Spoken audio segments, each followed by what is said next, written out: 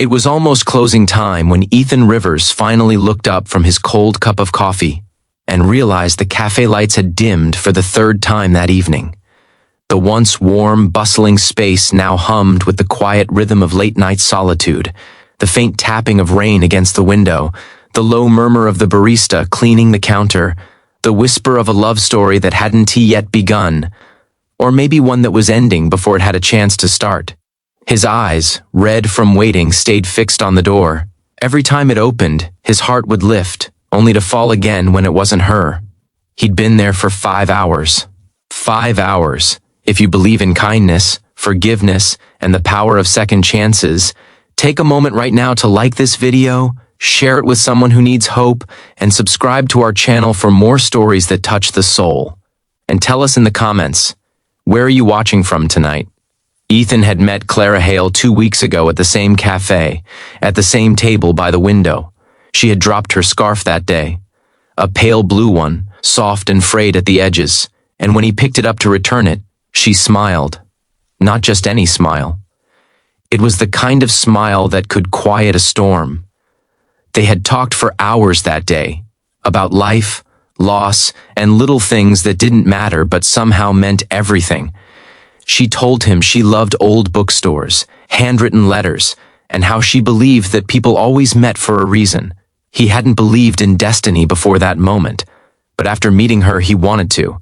So when Clara said, "Maybe we should meet again next Friday, same place, same time," Ethan had felt something stir in him, something that had been asleep for years. After his wife's passing 3 years earlier, he'd forgotten what hope felt like. That day, Clara had given it back to him, and tonight, he had come early.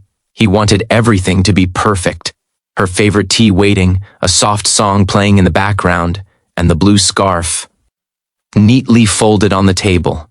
But as the hours passed, his excitement turned into quiet worry, then disappointment, and finally a heavy ache he couldn't name. By the time the cafe was ready to close, the staff started glancing his way, sympathetic but unsure. "She's not coming," whispered a voice inside him. But still, Ethan stayed. Because when you've lost everything once, you hold on a little tighter the next time. He told himself maybe she was stuck in traffic, or maybe she lost her phone. Maybe she was just late. At 10:43 p.m. his phone buzzed. It was an unknown number. The message was short. "Ethan, this is Clara's sister. I don't know how to tell you this, but Clara was in an accident this afternoon. She's in the hospital. She asked for you." For a long moment, Ethan couldn't move. The sounds around him blurred into a distant hum. Then, without even finishing his cold coffee, he grabbed his coat and rushed out into the rain. The city lights streaked past him as he drove through wet streets, his heart pounding with fear and confusion. The hospital smelled of antiseptic and sorrow. When he entered the room, Clara lay there, fragile, pale but alive. Her eyes fluttered open when she saw him, and a faint smile touched her lips. "I'm sorry," she whispered, her voice weak but steady. "I didn't want you to wait, but I didn't know if I'd make it through the surgery. I asked them to call you because I needed to see you." Ethan sat beside her, his hands trembling as he held hers. There were tubes, machines, the rhythmic beeping of monitors, but through all that noise, there was only her.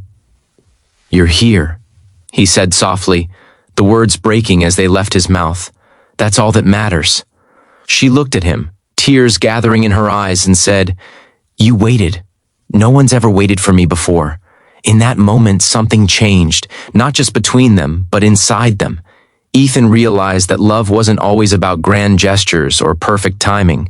Sometimes it was about being there, in the waiting, in the uncertainty, in the moments when everything hurts but you choose to stay anyway. Clara's accident had left her weak, with months of recovery ahead. But Ethan didn't leave her side. He brought her books to read, flowers from the same cafe, and stories to make her laugh when the pain was too much. Days turned into weeks, and slowly, she healed. And one sunny morning, she walked into the same cafe again, wearing that pale blue scarf he'd once picked up for her. When she saw Ethan sitting there, waiting, she smiled that same soft smile, the one that had changed his world. They didn't need words. They just sat together, sipping coffee, watching the city wake up around them. Two souls who had found each other in the chaos, both a little broken, both a little healed. Because sometimes, the reason someone is late isn't fate being cruel. It's life testing how much love your heart can hold. And Ethan had proved that his could hold enough for both of them. If this story touched your heart, please take a moment to like this video, share it with someone who believes in love that endures, and subscribe for more stories that remind us of the beauty of waiting, of hope, and of second chances.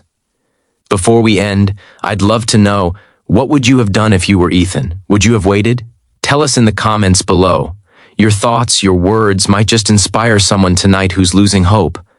And as the rain finally stopped outside that little cafe, Ethan looked up at the sky and whispered, "Thank you for being late, Clara," because her reason for being late had changed everything.